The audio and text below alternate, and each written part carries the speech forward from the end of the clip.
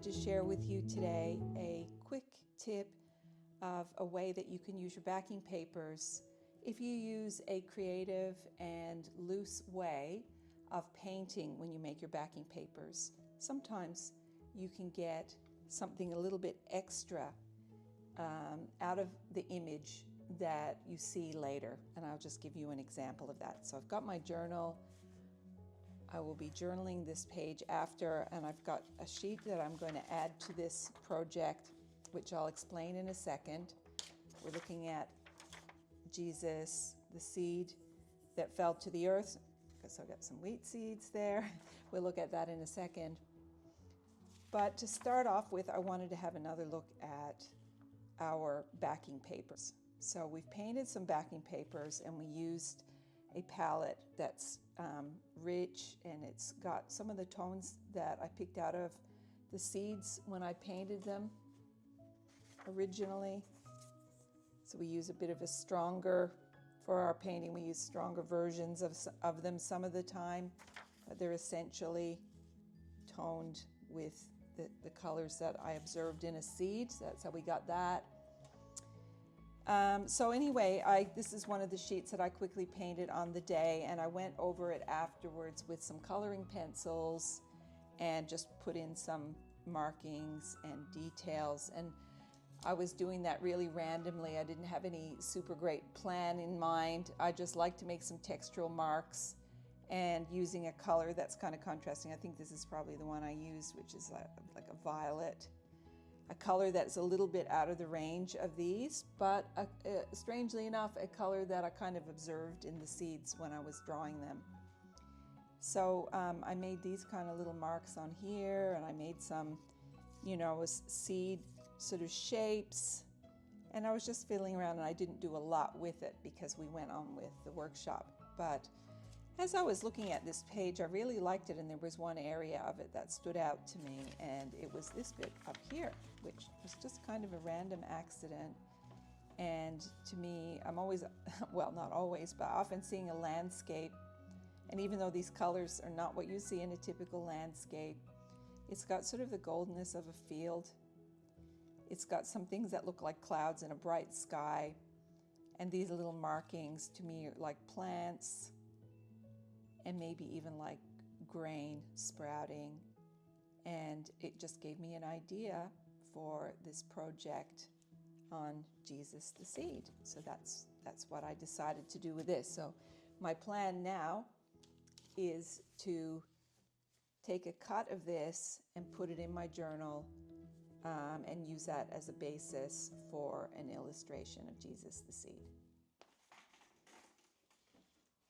So perhaps here you can see it a little easier than in that long view, and in fact I'll come in a little closer.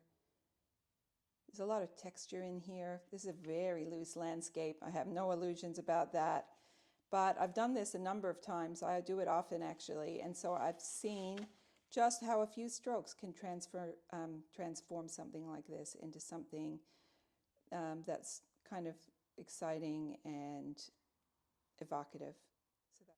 So I'll zoom back out a little bit and have a look at this and think about how it's going to fit in my journal. So I've taken the cover off my journal.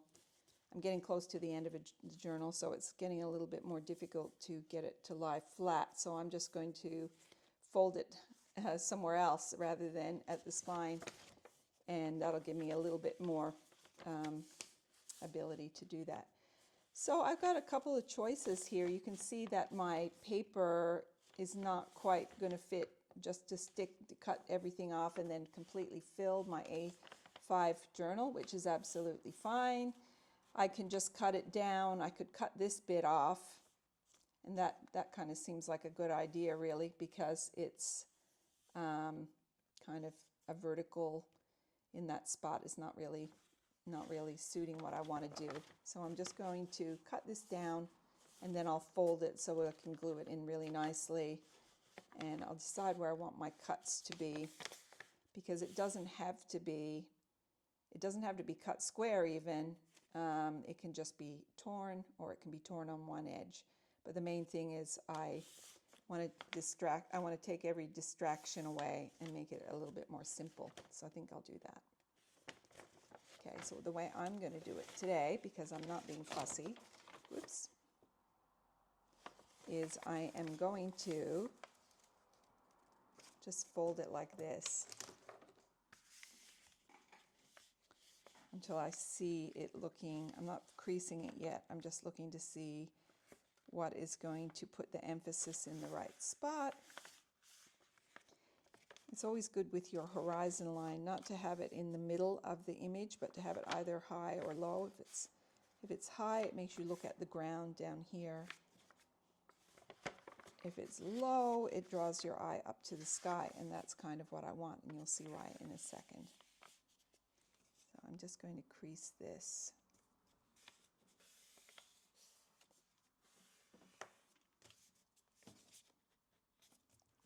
Doesn't matter if it's not 100% straight. I'm not going to worry about the edge there until I'm ready, because that's easy done. And I am just going to tear it. Famous last words. Sometimes it goes well, sometimes it doesn't. This time it's going well. Good. I kind of like a slightly rough edge. It's a little bit softer. So we don't need this. We can save it for another day. All right. So I'm already really liking this. Yeah, there's a lot of possibilities here. So I do think I'm pretty committed to the idea of cutting off that. So I'm going to do that next. And I'll do it the same. I'll just tear it rather than cutting it. And I think if you're having some really rough painting like this, sometimes really sharp lines kind of look at odds with the picture itself or the image itself, the paper. And a torn edge can look a little bit more organic, perhaps. Yep, I like that. I like that very much. That's turned out good. So the reason I want to do this landscape is because I am giving a talk on the history of agriculture and how that is represented in this imagery from John 12 of Jesus, the seed that fell to the earth. So we're going to be talking about, at the Bible study, we're going to be talking about Cain and Abel. And that's the reason why we've got this sheet, which I've cut this little seed out of here so I can use it. We're looking at different ideas linking to Jesus as a seed throughout Scripture.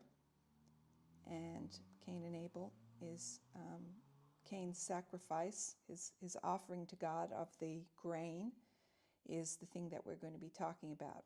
And that's a whole subject that I would love to do a video on, and I think I will once I've done this page. But this is the construction zone, so I'm going to focus on that right now. But just so you see where I'm going with it, that I want to illustrate the fact that in ancient times, people worshipped nature.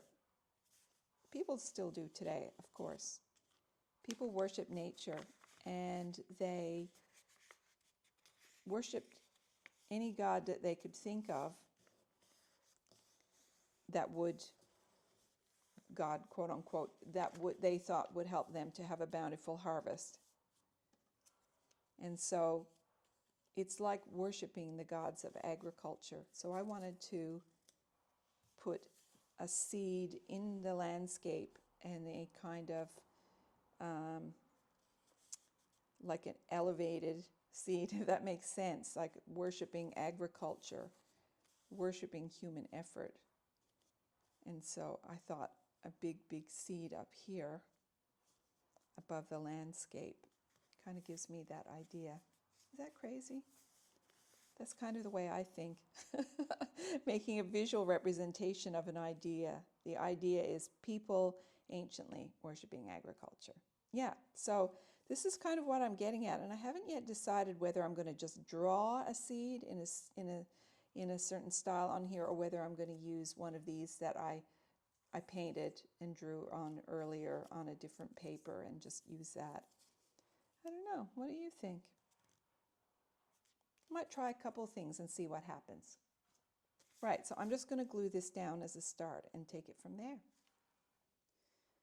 So I've put on some PVA glue on one side of my paper, and I'm just going to put the crease right in there to get it really nice and neat. And you can see that the PVA is wanting to buckle this up like crazy. So I've just put a really, really thin coat, but PVA just has that, it's quite high in water, so it does tend to soak into the paper. Oh, that's not too bad. It's a little bit bubbled, but not too bad. And now I'll do the other side.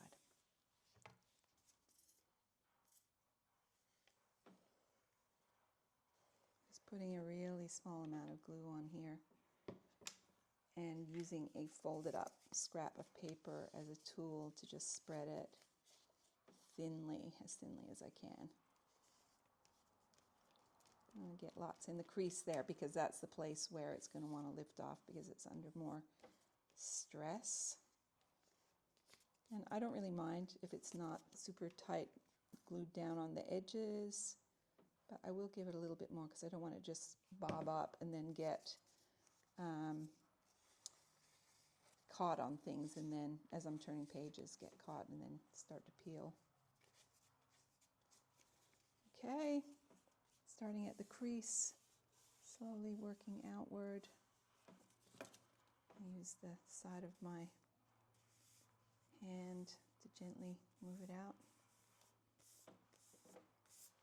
Good. There we are.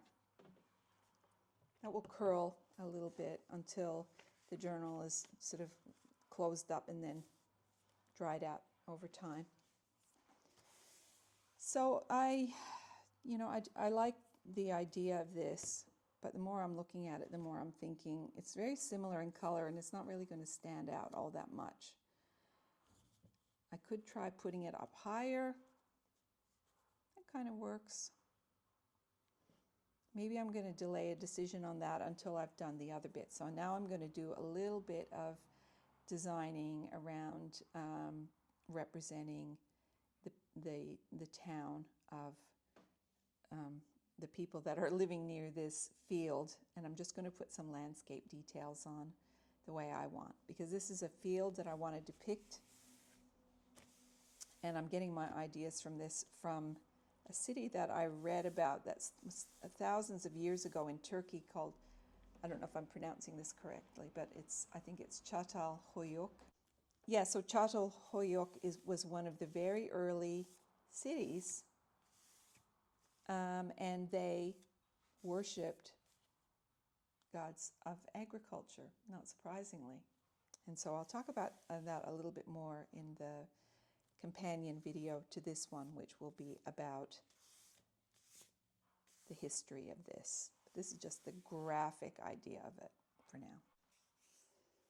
So sometimes you do a little bit of a creative process and you come up with some options.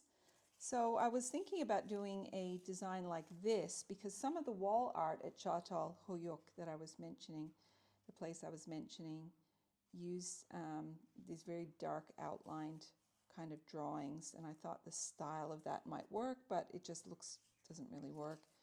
And then I used the scrap that I trimmed off here, and I thought I would draw a stylized seed and cut it out, and I guess maybe I should trial that at least since I've gotten this far with it and see whether that answers the need. It's not my preference at the moment, but you never know. I might feel different once I've seen it.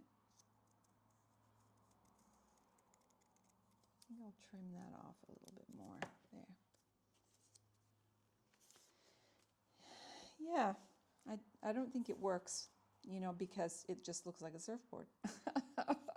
And then you're not communicating anything. So I think we'll put that one aside. And so what I ended up doing is taking the original seed drawing and I put a little bit of blue Tombow marker, this one, around it here and there, just to pick out the details. And I think that's going to work really well with what I'm going to do next.